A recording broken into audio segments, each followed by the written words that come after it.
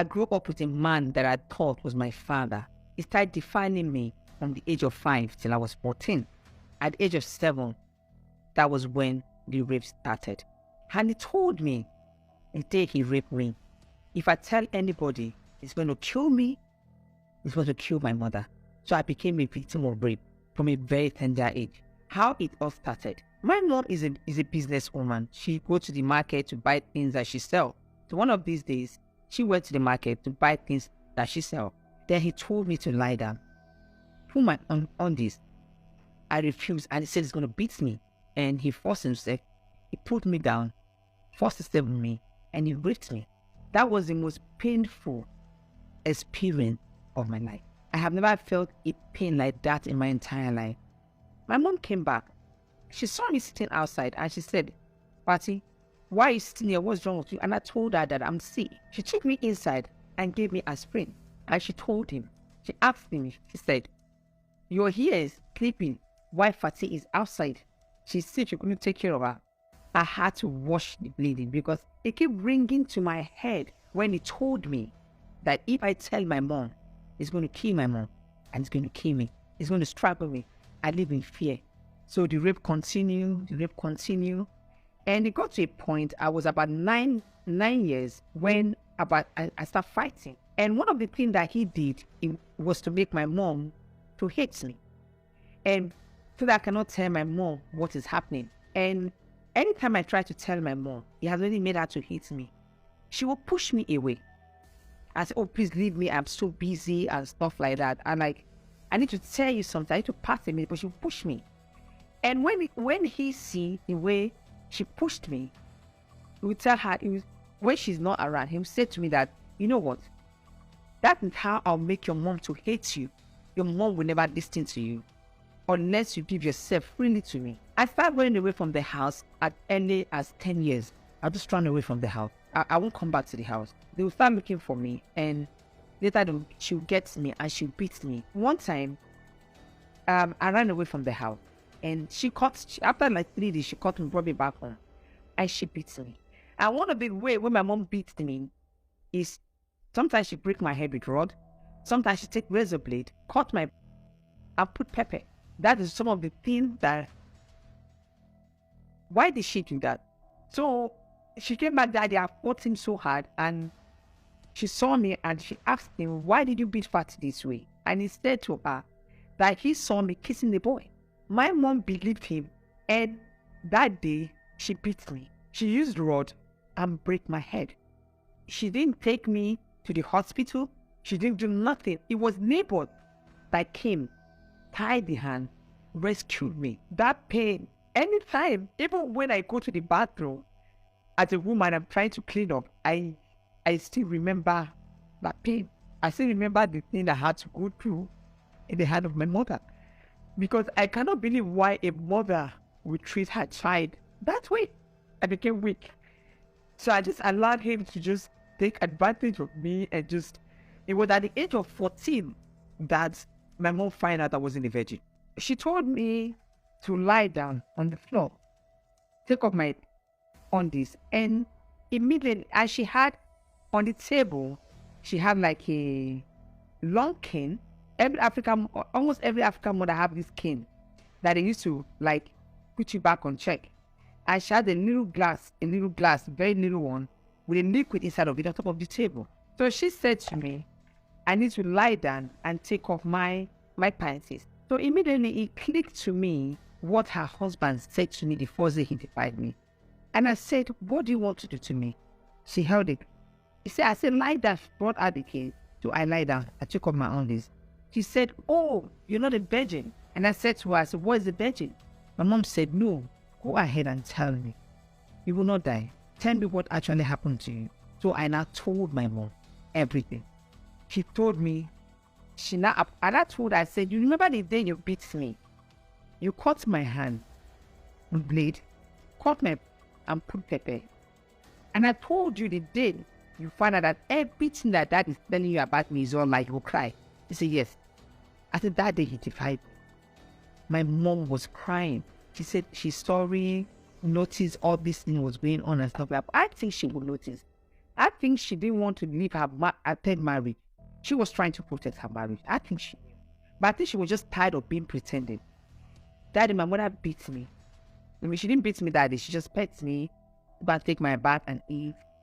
So I sat by the staircase outside when my stepfather came back. And I was surprised that I didn't die. My mom didn't die. We're still both alive. So when he came, he saw me sitting outside the staircase. He said, "How are you? Where's your mom?" I just eased. I didn't respond to him.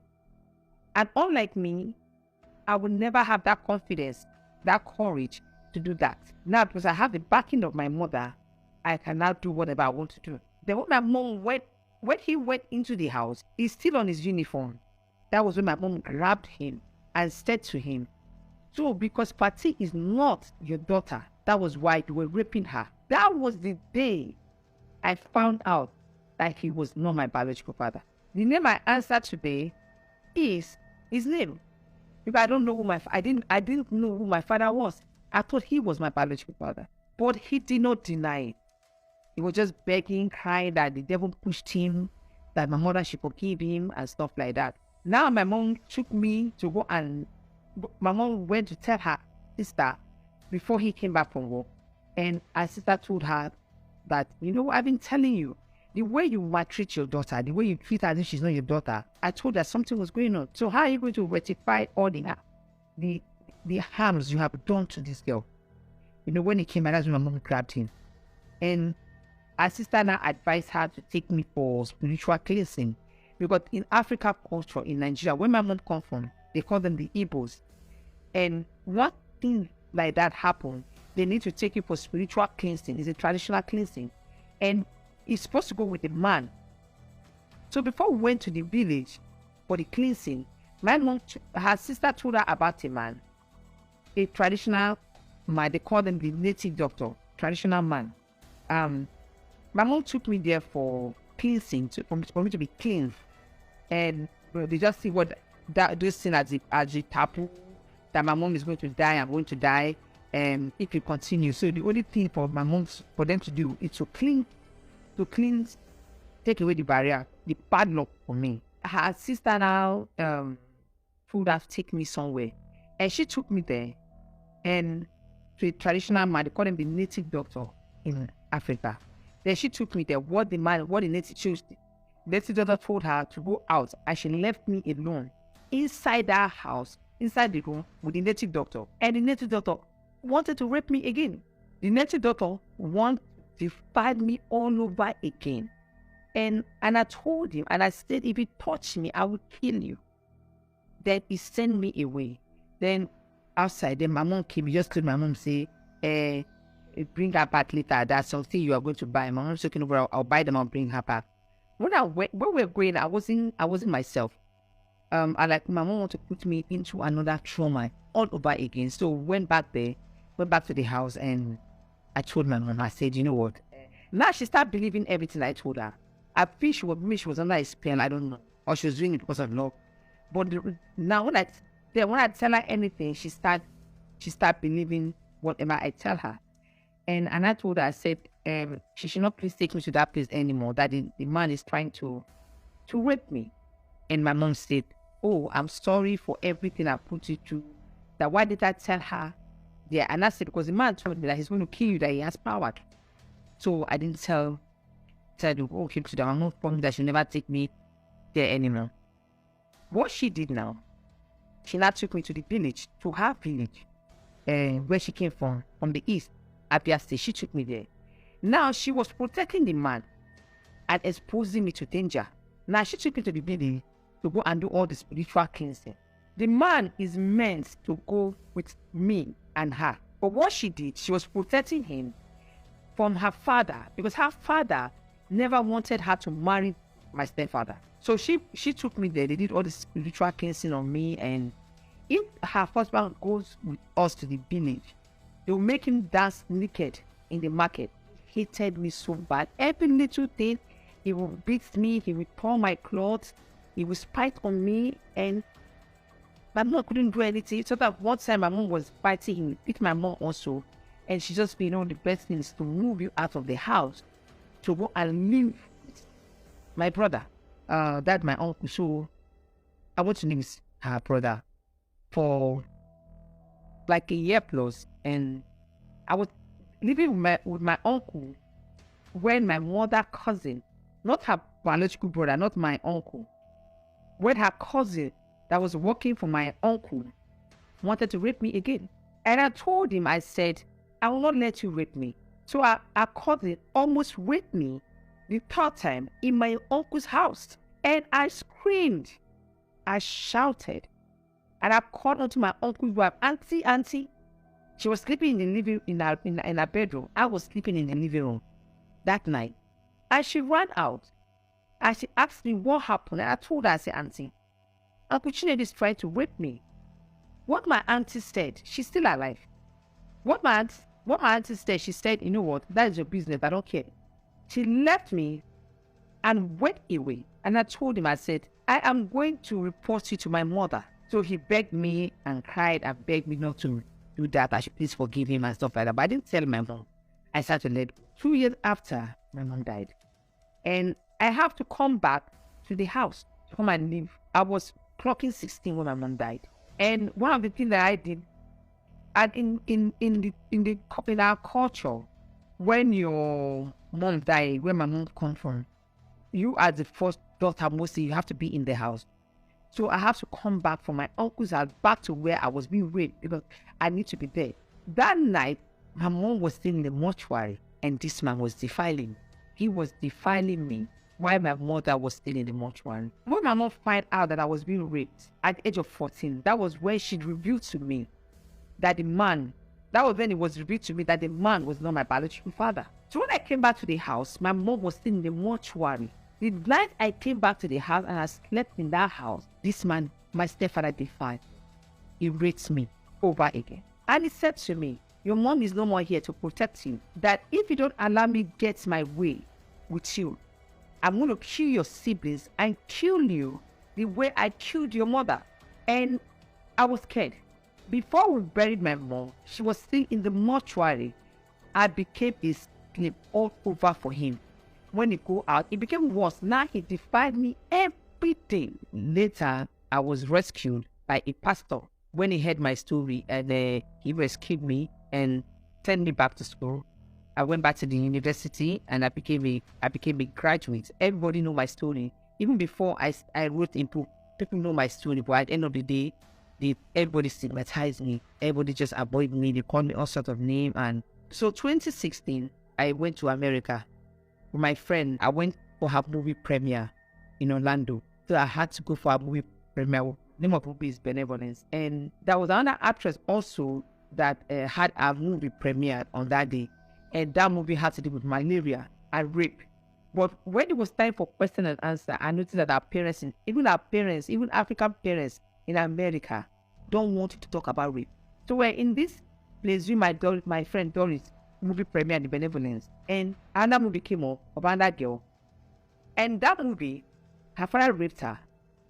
And she had a child. And whereby the child died of malaria. It was time for question and answer. Our parents in Nigeria that were there don't want to talk about rape. They were all talking about malaria. And I was pale. I felt so broken. I felt so bad that nobody is talking about rape here. Everybody's talking about malaria. Then when I raised my hand, and it was at 3 marks. That was when I raised my hand. Then the owner of the 3 marks, his name is Uncle Timothy. And I told them to give me the mic. They gave me the mic. And I told him, and I said, you know what, this movie is not all about malaria. This movie is also about rape. People are not talking about rape. They are talking about malaria. And I said, now you keep talking about malaria. No rape. Look at me. I'm a victim of rape. From a very tender age, I was raped. I was beaten. I was traumatized. I was stigmatized. My was cut with. I still have that scar. Now you said you're not talking about it. You're talking about malaria. That was with an American professor. His name is Raphael Jackson. He was at that movie on that day in America. He told me, he said, after the whole thing is done, he said, you need to write a book about your life. You need to write it. I said, I am not going to do it. Because telling my story had destroyed me. People insult me when I pass on the street. Writing a calling dad was a very, very traumatic experience for me. I didn't want to do it, but with God's grace and with his support, I was able to write. Then I came back to Nigeria. I opened a foundation, a non-governmental foundation, whereby I started doing rescuing children that has been raped, that has been physically abused.